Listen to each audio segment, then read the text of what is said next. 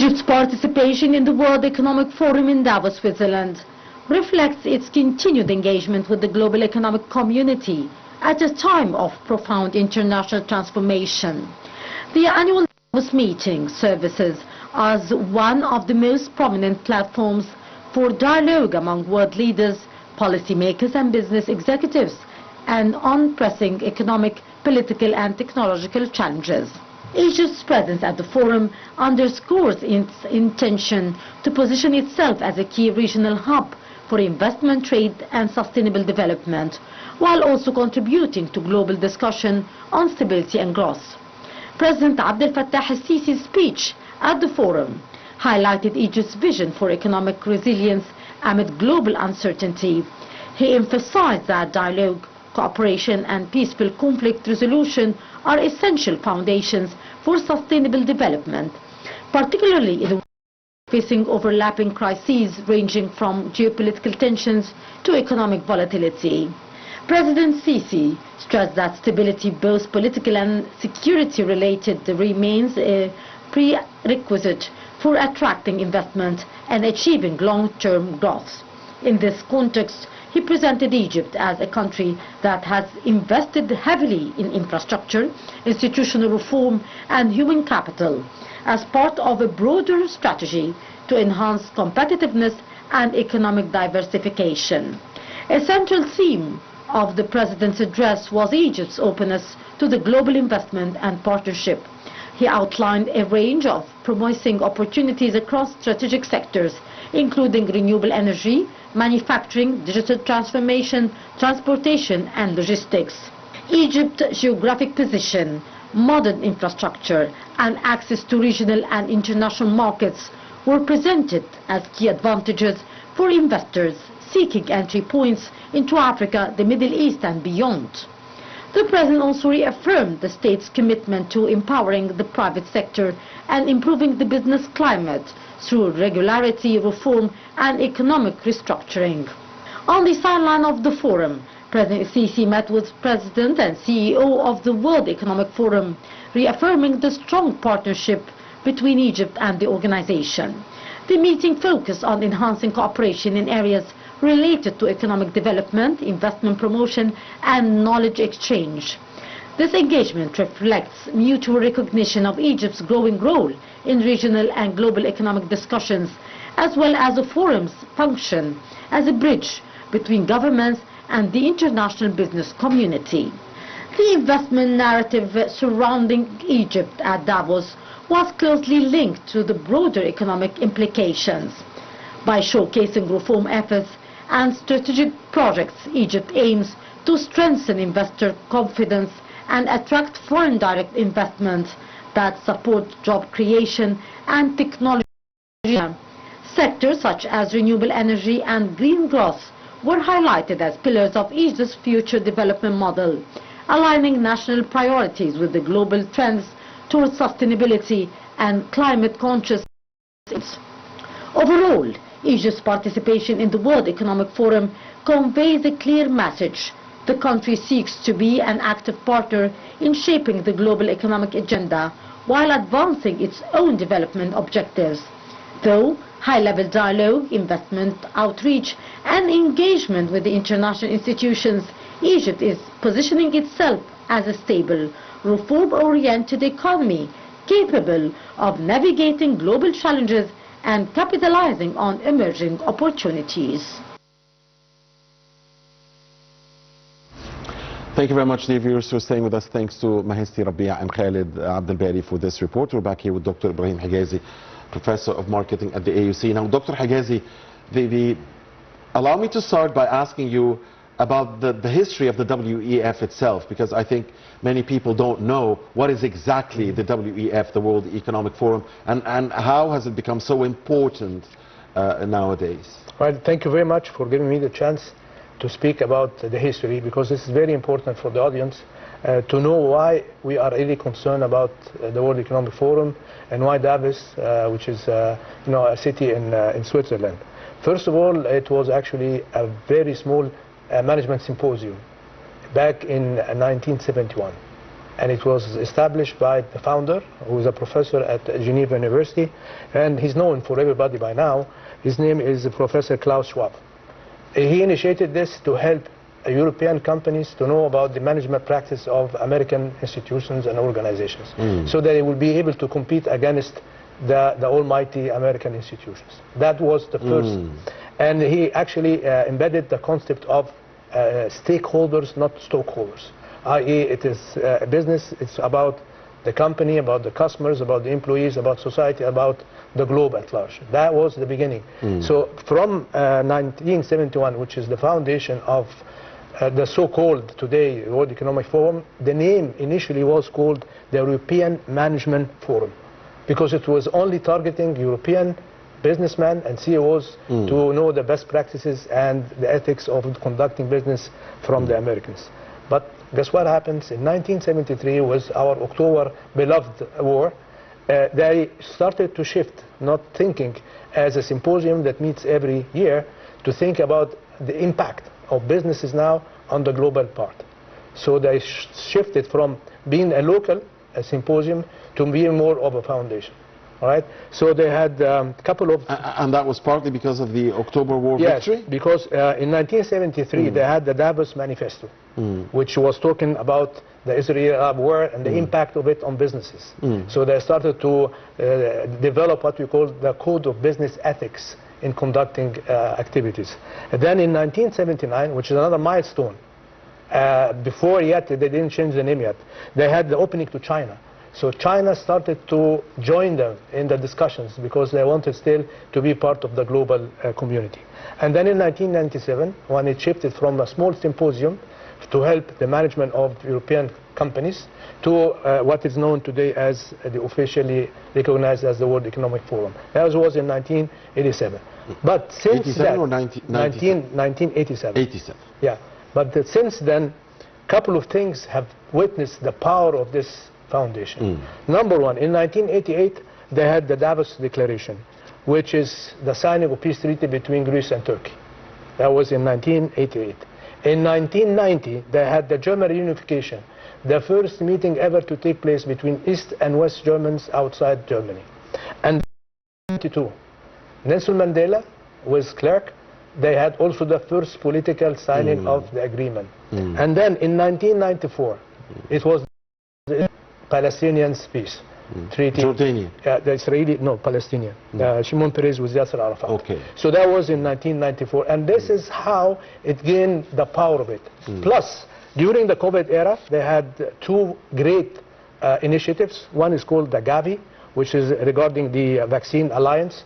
So they joined all forces to see how to take over this pandemic. And then in this year, the founder, Klaus Schwab, have actually given the chairmanship to the new chairman. And that's why you can see why companies and organizations are attending here. Now, regarding this year, bear in mind that yesterday, or today actually morning, President Trump have signed the Gaza Peace Board.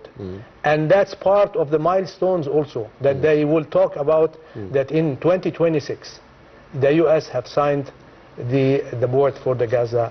So again, this shows the power here. Yeah, thank you very much for that historical rundown, really. And indeed, each, it seems there was an expansion or something happening in Davos with each great or big global event, as you mentioned, exactly. Dr. Hagazy. Yes. But the agony about the topic or the theme of this year. It's a spirit of dialogue. I mean, that's the theme. So why the agony? That's the agony because the concept is very noble, the spirit of dialogue. But you can see that President Trump came and the spirit of dialogue is there, hopefully. And then on the other side, all presidents, whether Macron or Van der, the European head, they were actually... Van der Leyen, yes. They were actually talking beside the lines or under the lines that we don't have a dialogue. There is no transparency, that now we live in the world of survival of the fittest, that the stronger will take over. And well, I don't see certainly Greenland and Ukraine and Venezuela and other issues have to do with this. Exactly. So the theme is very good, very noble, but the discussion taking place there in a time where a lot of turbulence is happening. And as you mentioned, Dr. Hagazy, I mean, so we have France, Germany, a number of Scandinavian countries that have already announced that they will not join this Board of Peace, at least for now. Yes. So, speaking of the Board of Peace, Egypt has accepted the invitation. President Sisi has accepted the invitation, and tell us about how did you see the significance or the key messages that the President gave yesterday during his speech at the WEF and also during his meeting with US President Donald Trump? Let me raise a point that maybe you can actually answer me on this. Let me play this moderator point of view. Now, there is a difference between the Council and the Board. Okay? So the Council consulting group and the Board is the executive arm of the treaty. However, the President, when he was sitting having this bilateral meeting with President Trump, he was talking about acceptance of the Council. And that's why I was actually watching today the signing. I didn't see any Egyptian representative in the Board. So I really don't know whether we accepted to be on the Board or we accept to be on the Council, because President Trump sent the invitation for the Council and not the Board. And I actually wanted to see, is there a difference? Because he actually interrupted the interpreter and he told Board. And nobody replied, even our President. So I don't know, what's the stand of our government. Well, the Foreign Ministry yesterday had issued a statement saying that Egypt had accepted... the Board or the Council? That's, I expect to have an official... The Board, if I recall. Because if it was the case, then why we didn't have a representative sitting on the signature today? That's... But anyway, that's outside of our discussion, since you raised the issue of... No, it is an important remark. But again, Hagazy is showing time and again that it's a key pillar of security and stability in the region and globally. And also, Egypt is showing its readiness for economic cooperation and partnership and opening its markets for investment and working on that, and on the fact that it is the bridge between les vieux continents, the three old continents. First of all, we have really to appraise the efforts of President Sisi, because he has been appraised by not just the US President, but also European head of states. And they term him the anchor of stability in the region. And that by itself is not easy to be achieved. To title a president, he is the anchor of stability in the region, and he helps a lot to reach at least stability to a great extent in our part of the turbulent world. So again, this is very important. Gaza Phase 2 is honestly, as the President Trump said, is greatly attributed to the efforts of the Egyptian government and the Egyptian president. Here's an affirmation, Dr. Hagazy. Yes, it's, my memory served me right. Egypt has accepted the invitation to join the Board of Peace. That's the official foreign ministry statement. Okay, fair enough. Yeah. So in political terms, I think the reason why everybody was putting highlights on the attendance of President Sisi this year, because he has not attended for many years. They say it's over a decade that the President Sisi did not attend. But this year it attended because it was a call-up by not just the heads of the foundation, but it was also called up by the head of states, whether President Trump or Macron and other ones. Why? Because they look at our president as an anchor of stability in the region. And that's why even they praised his economic reforms that were done. If we want to talk about the economic reforms, they praised the issue of the state ownership policy that Dr. Rania Machat, the Deputy Prime Minister, actually, Minister of Economics, and Development and Planning. Yes, she talked about that by 2030 we will have the 30% on public spending and public enterprises versus 70% by the private sector. So that's the policy of moving forward toward more opening of our economy, more releasing the control from the public sector or from the government to the private sector, because it should be actually the engine of developments. They also talked about the IMF and the last approval by the IMF in terms of the tranche. And they talked about that by the late, and by the way, these are discussions done at the forum here. By the end of 25, the late 2 quarters of 2025, Egypt is reaching a potential GNP growth rate of 5%. That's to be achieved within all the circumstances that you see around you. And speaking of, since you mentioned Dr. Al-Mashat, of course, the Minister of Economic Development, Planning and International Cooperation, she had a statement today saying that the Egyptian economy will be moving towards a focus on productivity and competitiveness, and away from the big infrastructure spending that was the case in the prior years. Exactly. So there is now a shift in the vision that will move to productivity and not the huge spending that we already did on infrastructure. But that huge spending will have its own extremely positive impact on foreign direct investment in Egypt. Because during the speech of President Sisi with the CEOs of about 70 top-notch CEOs of companies, they stressed 2 things. They stressed that Egypt now is energy connected with Europe. So we'll build a hub and a transit area where we move the energy from our part of the world to Europe. Second thing they really highlighted is that Egypt, the infrastructure is ready, the interconnectivity in cities, within cities, and so these are things that reflected on a couple of agreements that already been signed here. Allow me to say them quickly. Number one, they had already a package deal with a Turkish company called Oroglu, and it's a global holding actually. It's in the Suez Canal free zone, and it's about $175 million investments in the Suez Canal free zone. The second one, it's by Saudi Arabia, Aqua, and Greece Public Power Corporations. It's a green hydrogen hubs, and that's where the energy comes to for the connectivity here. And then the third one, because Egypt is highlighting the importance of green economy and sustainability. So luckily, the message was at the right time. So people can ask, why are we interested now in the forum?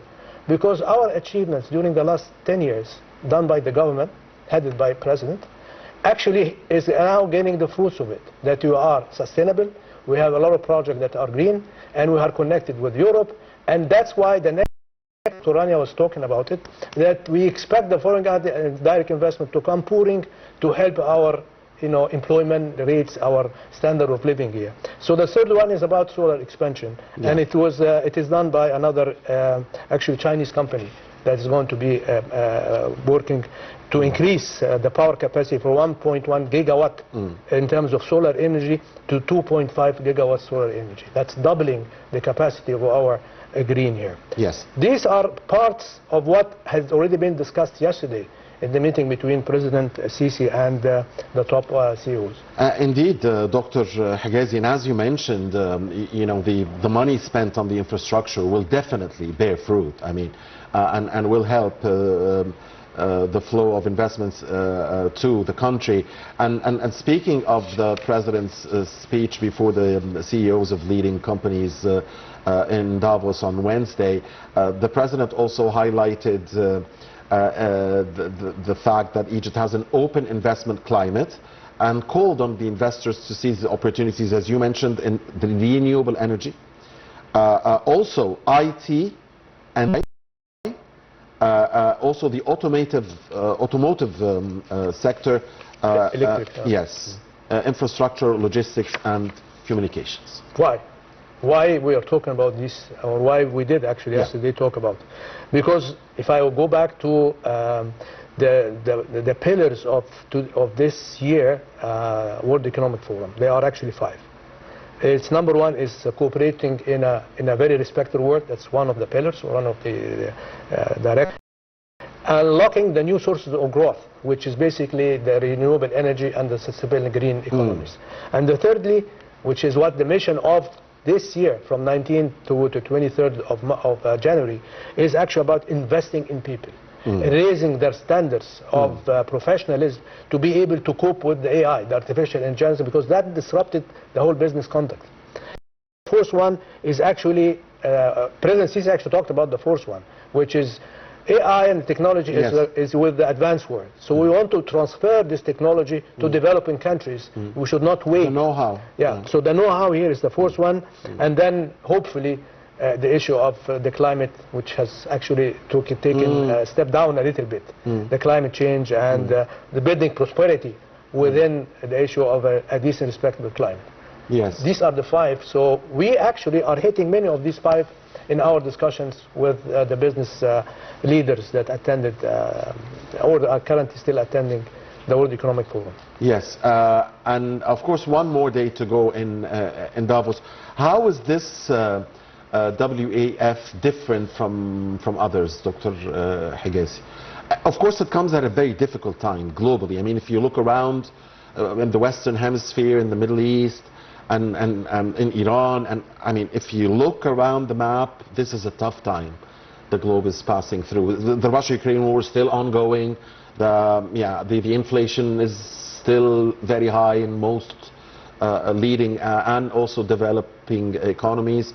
So what makes it special really this year, and how can the world indeed benefit from this gathering and make it to the best interest of all peoples? The issue of where is it? It's in Switzerland. And Switzerland is not part of the EU and is not part of any economic cartels or blockade. So that's why the neutrality of where this is very important. It's not under the umbrella of the United Nations, which you can see President Trump has, sometimes the sweet and sour kind of relationship with the United Nations. Sometimes they praise, sometimes other they say. So the neutrality of the place and the neutrality of the institutions of a non-profit organization which is Swiss, and it does not belong to any international association. This gives it the power of the dialogue and the respect in the dialogue. It is not diving into the West or the East or the EU. And I think this is very important. But what I really am happy that this happened this year, because you can see Egypt is the light inside all of these turbulent worlds. Whether you look up north, there is a lot of problem. Whether you look down, Sudan and other things, Yemen, you look west, you look east, you find the only bright area, thanks God, alhamdulillah, that Egypt is attracting a lot of. Because of our size, we are 100+ million, because of our human skills, the IT center is because we have the largest call centers on earth, because our accent can be understood from all different dialects and all different languages. And you have the natural resources. So we now have the good management. Hopefully, we can gain the fruits, as we talked about it before in a previous episode. There is time now to help the average Egyptian. And certainly Egypt always has the stability and always has that vision for peace and prosperity for everyone. Thank you very much, Dr. Ibrahim Hagazy, the Professor of Marketing at the American University here in Cairo. Always a pleasure to have you with us. Thank you. It's always my pleasure, Mohammed, and you see that you and I actually have a good dialogue for the benefit of the audience, to understanding, and also for the way that we can deliver the points that we want to. Thank you very much. Thank you very much, Dr. And we wish our beloved country and our President the best of luck. Amen. Thank you, and thank you, dear viewers, for watching us. Please